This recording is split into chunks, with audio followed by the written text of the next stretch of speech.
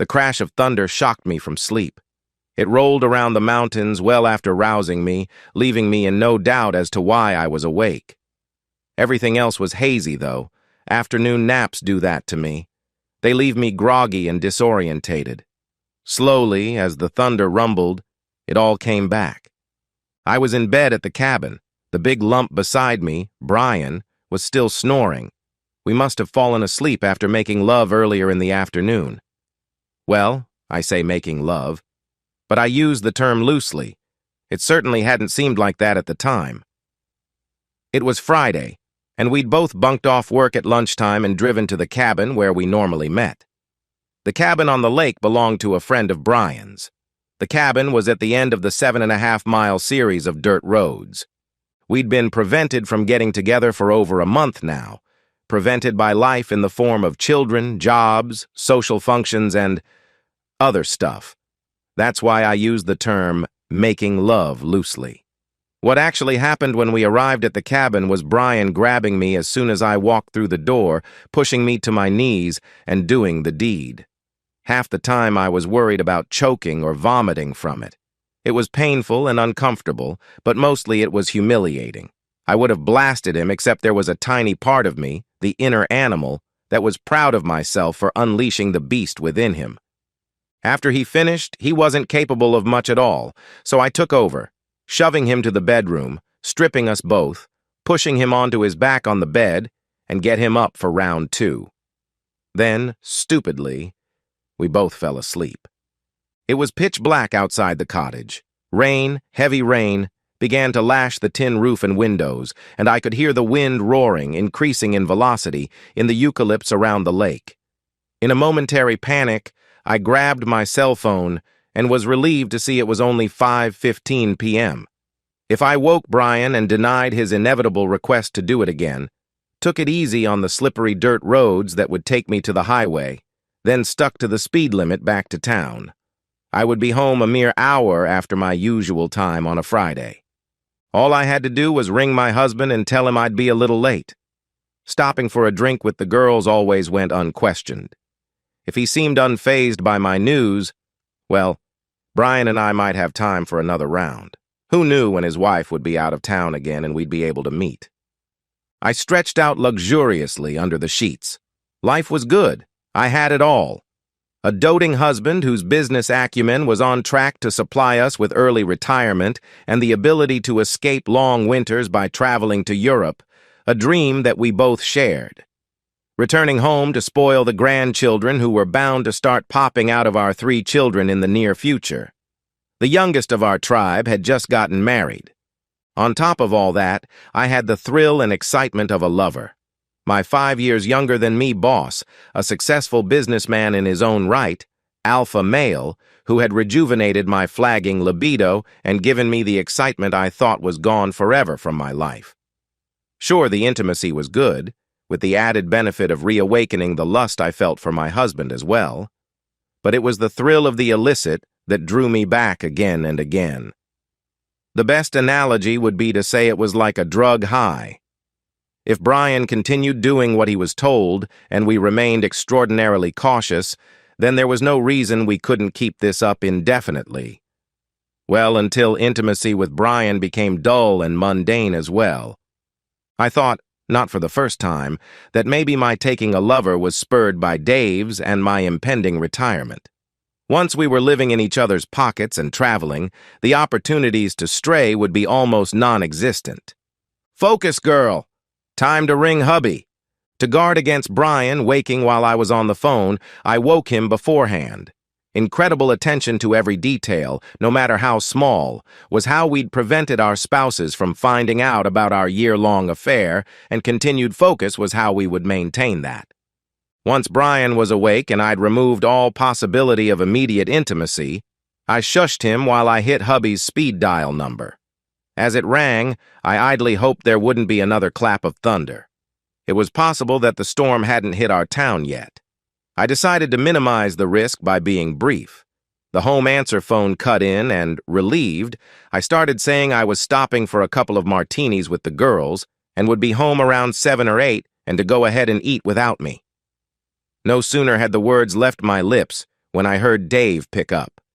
What he said was simple and chilling. "What about my birthday?" Damn! Had I been so distracted by my planning and lusting that I'd forgotten his big day? I'm not a monster. I could easily put myself in his shoes and imagine how I would feel if it was him getting up in the morning and forgetting to wish me many happy returns. Would I think he'd been lazy and had taken me for granted? Or would I think it was deliberate, to build up the surprise for something special he'd planned for that evening? The trouble was, I had nothing planned. I'd plumb forgotten. Time to think quickly. Stall his expectation of me being home in 15 minutes, buy him something on the way, and distract him with a night of love that would leave him smiling for a week. The trouble was that I had a policy of not having intimacy with my husband within 24 hours of being with Brian. Oh well, needs must. Throwing myself on his mercy and decrying my fickle memory, I told him I would be there within the hour. Screw the speed limit, and what was the point of having a fancy SUV if I couldn't push it along a wet dirt road? I yelled at Brian that I was leaving as I scrambled out of bed, used a very cold flannel to swab my leaking body or the worst of its drool, threw on my clothes, and sprinted through the near-horizontal rain to my car. Which wouldn't start. The engine turned over fine, it just wouldn't go. The warning light that I recognized as the general engine fault light was glowing orange. I felt my blood pressure elevate by at least 15 points, but a plan quickly formed. I would get Brian to drop me around the corner from home and tell my husband I'd taken an Uber from the bar. I was sure Brian wouldn't mind stopping while I did some gift shopping. I returned to the cabin just as Brian's phone rang. Hearing Brian's side of the conversation, it sounded like his wife was home early from her trip and was wondering where he was. He looked fairly relaxed as he said he had a half-hour's work to finish, so he'd be home in an hour. I hustled him out the door and immediately shivered. It was cold. The temperature had dropped drastically since my arrival at the cabin. As soon as he turned his headlights on, I noticed there was snow mixed in with the freezing rain. It really had turned into a horrible evening. Thank God Brian's car started and he eased onto the narrow gravel strip and headed south. While I waited for the heater to warm the car's interior, I pondered the nagging feeling I'd had since phoning home. I probed it. Then it struck me. Dave had expressed no disappointment or even surprise that I'd forgotten his birthday. Why the hell was that? If the tables were turned, I'd be livid. Despite our increased sexual activity, I knew we'd drifted apart emotionally over the last year or so, but couldn't believe it was as pronounced as all that. If it was, that was a huge breach of security. My research on affairs has shown that one of the biggest clues to infidelity is a sudden emotional withdrawal. All the more reason to rock Dave's socks off when I arrived home. For the second time in half an hour, an enormous crash roused me. Things happened so fast that it took me seconds to unravel them. We were going up a steep section of road with switchbacks where the road doubled back on itself. The wind must have dislodged a dead branch which had smashed Brian's windscreen totally. In a panic, he'd hit the brakes and slid into the bank. That was lucky as there was a drop-off on the other side. Rain poured in the window. Brian yelled that he kept an emergency pack in the trunk containing raincoats among other things. He grabbed a torch from the glove box and went out into the sleet. He was gone over a minute, returning soaking wet with a puzzled look on his face. The whole bag of emergency supplies was gone, apparently. It definitely wasn't there, according to him. How could he miss a bright yellow bag? With no choice, and with considerable anxiety, I sat quietly as Brian gingerly reversed the car out of the ditch. Our only piece of luck thus far was that out it did come. He resumed driving up the switchback. I jumped in the back seat.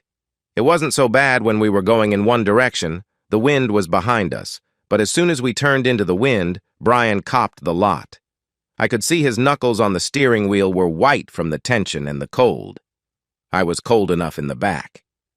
We finally reached the plateau above the switchbacks and headed along flatter, straighter roads. Alas, straight into the wind. We slowed to a crawl. I began to shiver uncontrollably. It must have been about 10 minutes later, when I was busy in my head planning, when Brian cursed, the car lurched, and then slewed off the road. Luckily, we were only going about 10 kilometers per hour when we hit the tree. Brian's foray outside revealed we'd lost a front wheel and the studs were sheared off. We weren't going any further in that car.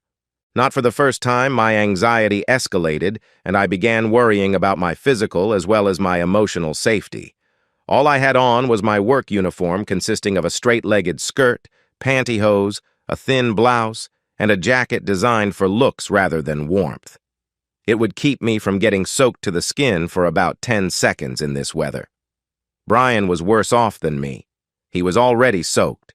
While we discussed what to do, he kept the engine running with the heater on full bore. We debated options. Both our cell phones were useless. Normally, there was 1 bar of signal at the cabin, but between there and the highway was a blind spot. Brian estimated we were about 7 kilometers from the cabin and about 5 from the highway. That meant we were about 2 kilometers from where another dirt road forked off. We could expect 0 cars to be coming to the isolated lake on this section of the road tonight, but the joining road should be busier. At worst, we could keep going to the highway and flag someone down. Brian looked at the dashboard. The good news was that we had enough fuel to keep the heater going all night. The bad news was that the engine temperature warning light had just come on. Brian guessed the tree we'd slid into had punctured the radiator. In his opinion, the engine would overheat and seize in less than 15 minutes. A walk was in our future, and rather than risk our body temperatures cooling while we waited for the inevitable, we decided to start walking now. I thought of lambasting Brian for the shoddy maintenance of his car and his driving skills. Dave would never have lost control after losing a wheel at that speed, but limited myself to glaring at him. Muttering about Friday the 13th, he opened his door again, and I followed him outside. Outside was as ghastly as it looked. Near horizontal sleet and a huge wind chill. I was soaked in seconds. Brian, with the only torch, set a brisk pace homeward, causing me to have to half-run to keep up. To distract myself from the stinging sleet, I wondered what Dave was thinking at that very moment.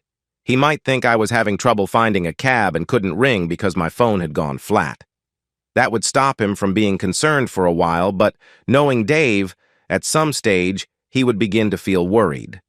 In desperation, I hoped that meant that when I finally did show up, he would be so relieved that he would accept whatever feeble excuse I could think of between now and then. The rapid pace had the effect of keeping me a little warm, but not for long. Soon I began to shiver uncontrollably, and each shard of sleet felt like a needle prick against my face and hands. Brian wasn't faring any better, and I nearly tripped over him when he stumbled. When we came to the intersection of the more used dirt road, entering on our right, we paused and I gave myself a hug, trapping my hands in my armpits.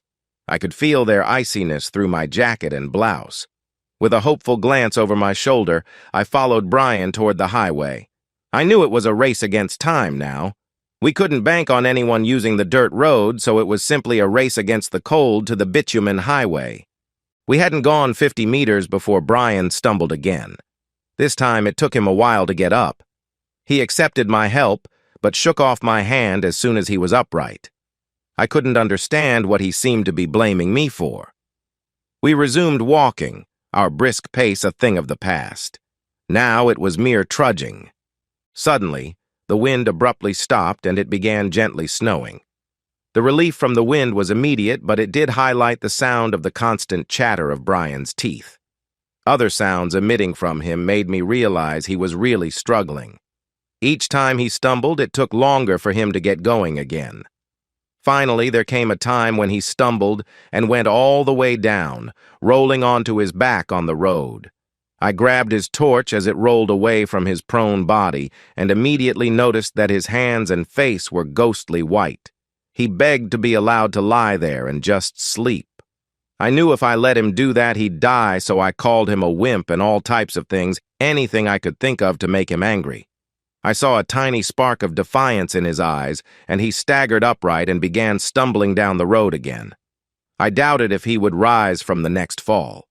With numb and clumsy fingers, I dragged my phone from my pocket to see if we had a signal yet, but it was soaked and dead. Then, the prayed-for miracle happened. We were suddenly bathed in the light from a vehicle coming down the road behind us. It braked hard to avoid us.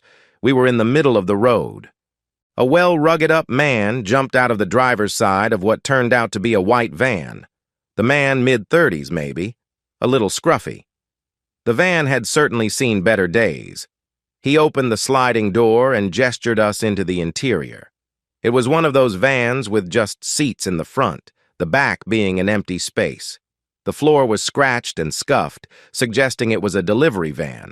The presence of two different-sized cardboard boxes confirmed that theory. As I gratefully pulled myself into the rear, I noticed it had extended headroom and I could comfortably stand. Brian tried to follow me in, but was having trouble lifting his legs. The guy stepped in and basically pulled Brian after him. He closed the side door, and the relief was immediate. Brian slumped heavily onto a box, while the guy crawled through to the cab and cranked up the heater before facing the back again. "Where to, folks?" "Town, please. As quick as you can." An animalistic look of cunning crossed the guy's grimy face. My heart sank. Was the guy some kind of serial killer? Had Brian and I gone from the frying pan to the fire?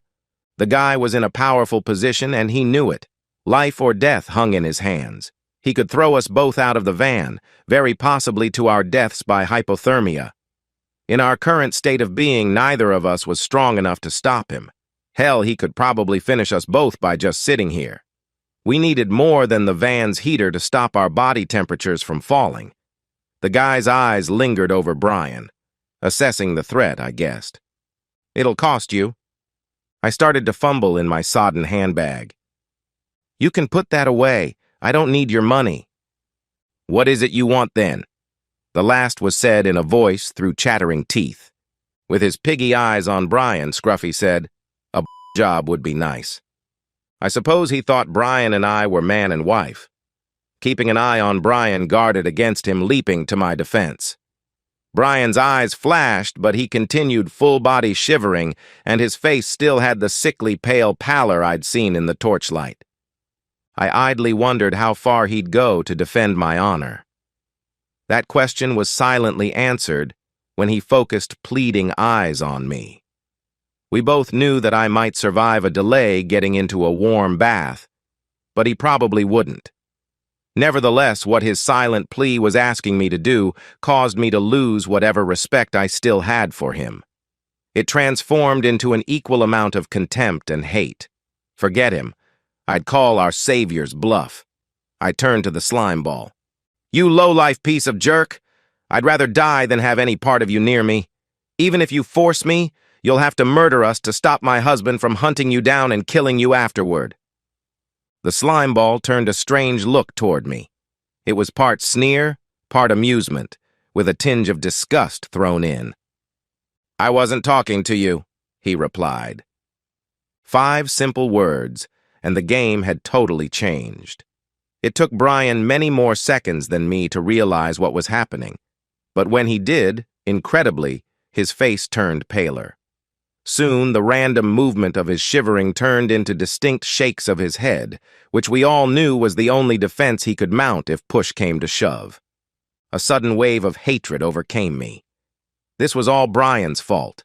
If he hadn't crashed the stupid car, I would have arrived home, damp, 2 hours ago. I could have bluffed my way past my naive husband's probing, saying I'd decided to try to find him a birthday present on the way back from the bar. If I were to distract him in his favorite way as soon as I could and keep my apologies up half of the night, he would soon be at heel where he usually was. Then, my only problem would be ensuring he didn't notice how sloppy I was. Perhaps it was time to sacrifice my back virginity for the cause. Now, I was going to arrive over 3 hours late, soaking wet, with no gift, and in no fit state to distract Dave. That meant having to answer some pretty embarrassing questions. And it was all Brian's fault. He'd been more than willing to sacrifice my virtue for his safety. Now the bastard could give his up. I stood, with difficulty, walked behind the slumped Brian, grabbed an arm in each hand, and held them behind his back. He turned his head and looked at me desperately, and with what anger he had the resources for. Our so-called rescuer smiled and came toward us, unzipping his fly as he approached. Brian thrashed his head feebly from side to side, but all to no avail. With practiced ease, the guy grabbed the back of Brian's head with one hand while forcing his mouth open with the other.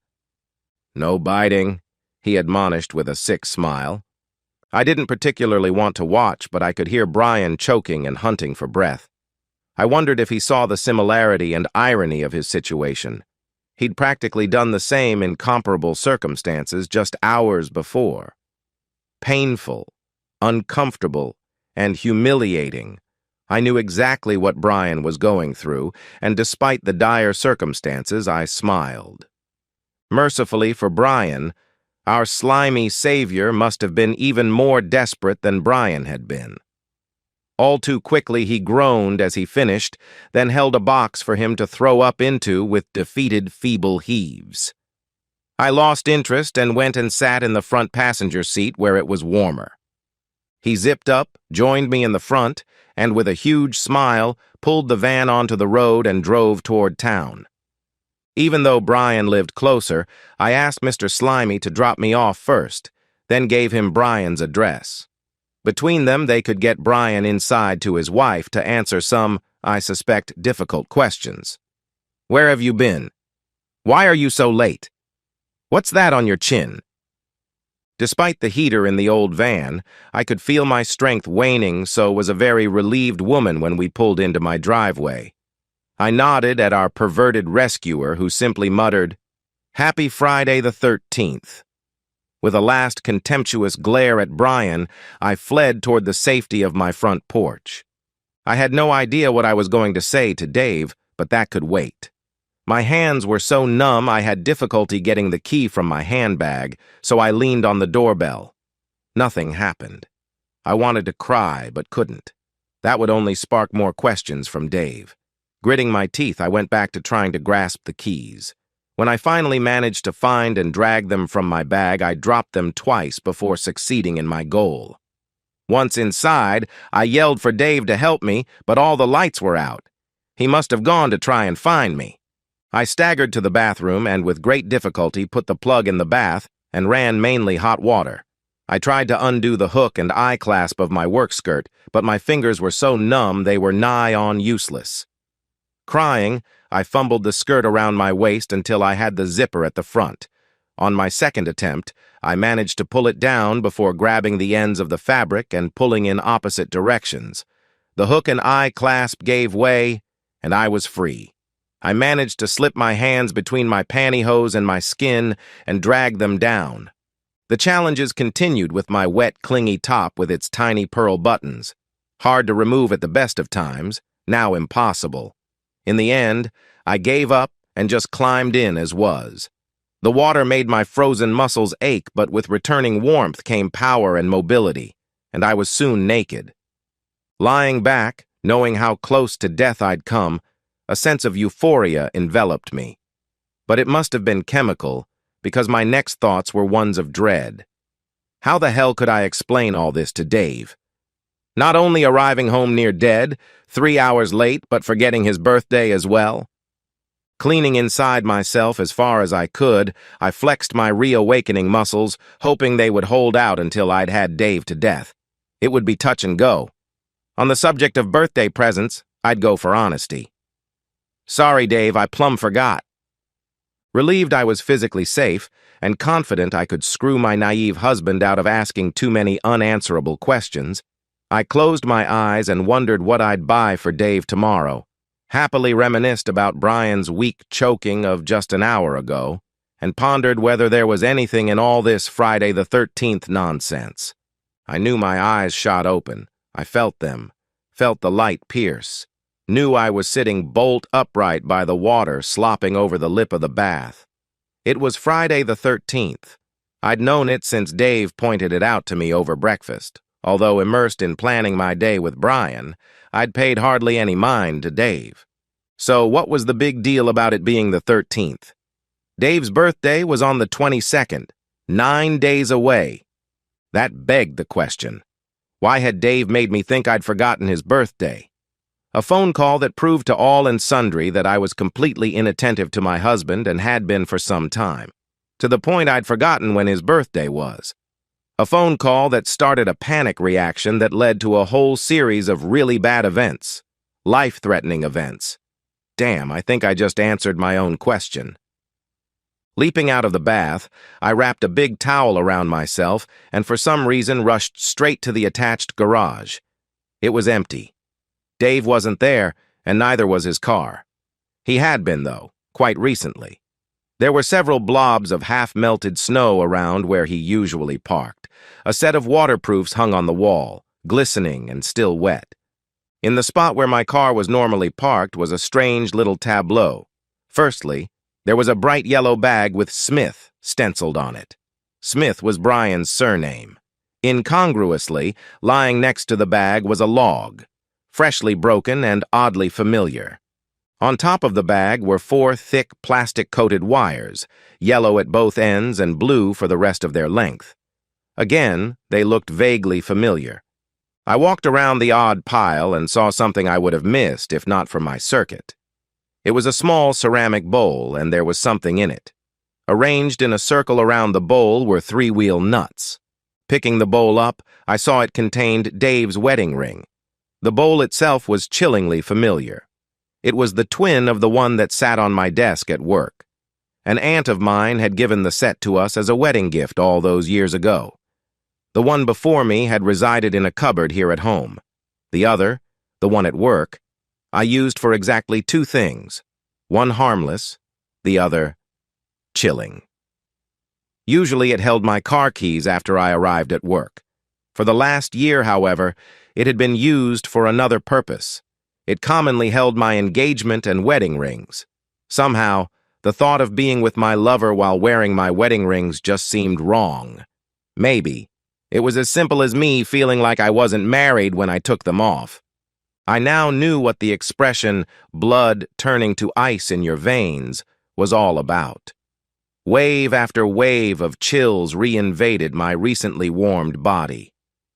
Memories of a time, approximately 6 weeks prior, when I'd returned from an afternoon tryst with Brian to be told by the receptionist that my husband had called in at lunchtime and waited in my office for a few minutes before leaving without a word. The fact he'd seen my rings was evidenced by the sight of his wedding ring in an identical bowl on our garage floor. The fact that he'd guessed the significance of me putting them there was attested to by the rest of the pile and recent history. The sequence of my downfall was suddenly clear to me. The discovery that I'd left the office at lunchtime with my boss but had left my rings behind would have aroused pretty strong suspicions in my trusting but not stupid husband. My best guess was that Dave had probably then installed a Find a Phone app on my cell.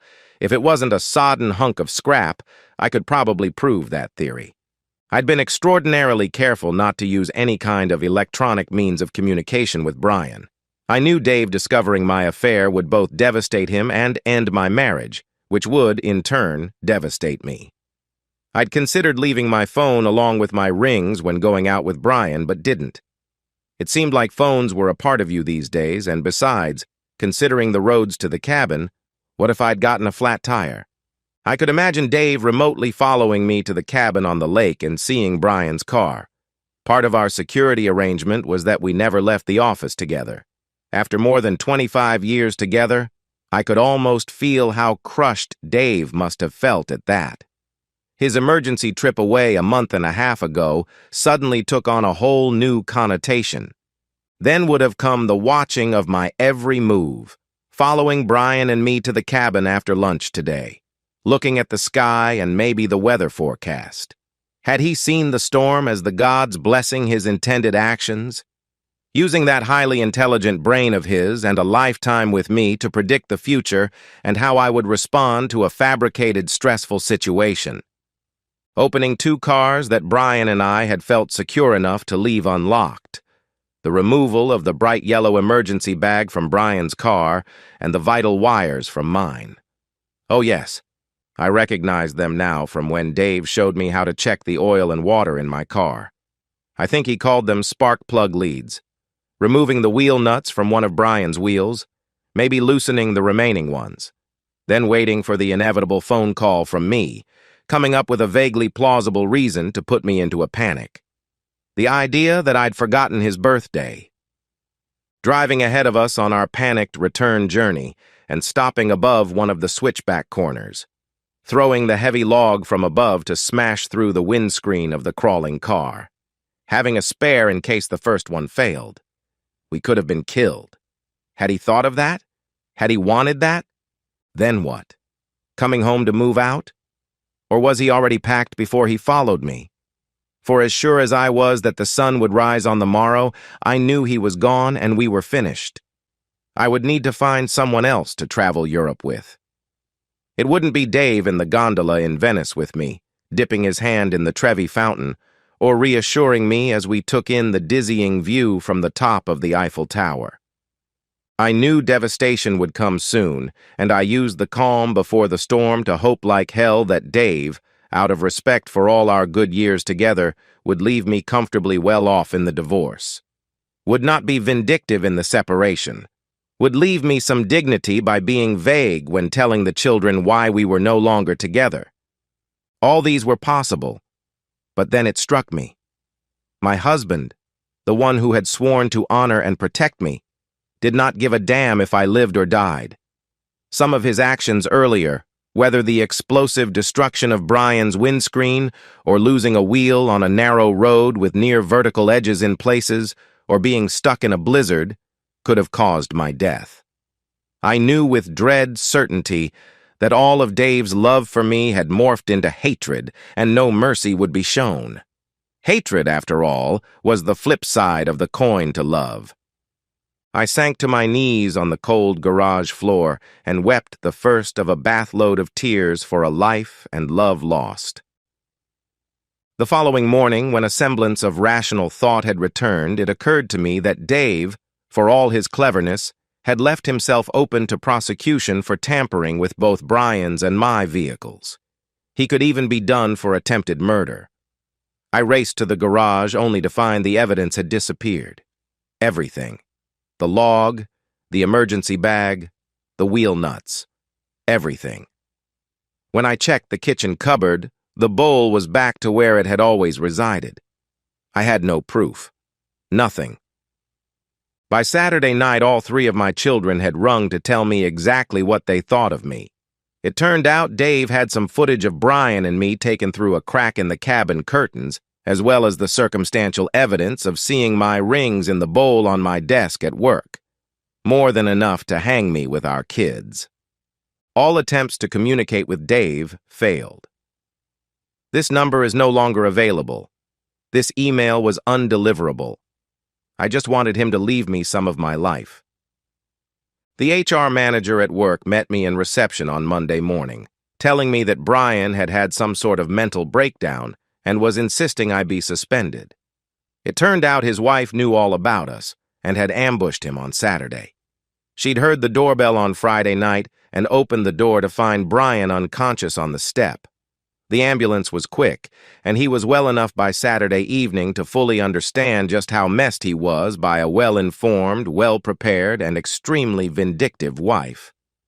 I waited for Brian in the office car park on the Monday evening, but as soon as he saw me, he went ashen and threw up, before stumbling away. I guess I reminded him of the episode in the van. The company lawyer and I negotiated a small severance package for me over the next week. It turned out that the instruction he gave to HR to fire me was one of his last orders as company CEO. It came out that the company was actually started by his wife's father, and he was just an employee like the rest of us. On Tuesday morning, all staff were informed Brian no longer worked there. Not wanting to rely on the video evidence, her lawyer quietly offered me $10,000 for a deposition attesting to an affair with Brian. I didn't think it would make much difference, and boy, did I need the money. I jumped at it. Brian glared at me during the custody hearing for his kids. I believe he got to see his children once every 2 weeks or so until they told him they didn't like the crappy little apartment on the bad side of town, which was all he could afford. I was totally unsurprised when my phone call to Dave's company revealed he'd sold it the previous week, rumor had it, for $15 million. I now regretted signing the prenup his father had advised we have. So much for my cleverness and precautions. I wasn't clever enough to keep my legs shut. I was surprised, however, when an eviction notice from the house was enforced. I'd lived in Dave's late parents' house since before we were married, and it felt like I was a spaceman on an extravehicular activity and someone cut the tether. Having no cash for a defense, as Dave had pretty much drained all the accounts, I couldn't fight it. Sure, he'd have to reimburse me for half of our savings account, but he could draw that out. In the interim, I was penniless. After the eviction, each of the kids allowed me to stay at their places for a week, and then they clubbed together to make up the shortfall for the deposit on a small apartment, the repayments of which took most of my wage as a waitress. With a 5-year gap in my resume and having been terminated with the words, "I wouldn't use us as a reference if I were you," I was pretty much unemployable for anything else. Things with my children began to thaw by the time Christmas came around the corner, and I was invited to my eldest son's place for the feast. I was in the kitchen, helping my daughter-in-law with cooking, when I noticed the postcard held on the fridge by a magnet. It was a picture of the famous Cathedral of Santa Maria del Fiore in Florence, outlined by a beautiful sunset. I idly picked it up and turned it over. I recognized Dave's scrawl immediately. "Merry Christmas. Rome, Venice, Milan, and Florence are all fantastic. Off to see the rest of Tuscany, staying at the house of a lady friend I met. We'll be bringing her to meet you all in February or March. Love you, Dad." I don't know if I screamed in frustration before I collapsed or not. And so, we've reached the end of today's story. Was it what you expected, or did it take a twist you didn't see coming? I'm curious to hear your thoughts. Share them in the comments below, and let's get a conversation going. If this story kept you hooked, make sure to hit that like button. And if you're new here or just haven't subscribed yet, now's the perfect time to join our community. I bring you fresh, captivating stories every day, so click that subscribe button and turn on notifications so you never miss out. Thanks for watching, and I'll see you in the next one.